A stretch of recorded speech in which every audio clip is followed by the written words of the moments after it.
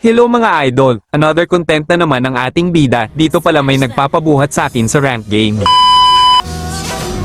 At dito di ko akalain na ganito ang mangyayari. Adjacent moments later. Pagkatapos ko kunin yung blue buff, sinunod ko naman yung red buff para makadalaw agad ako sa gold lane. Kaso biglang naglag yung net ko, at pag nagtuloy-tuloy ta baka matalo pa kami.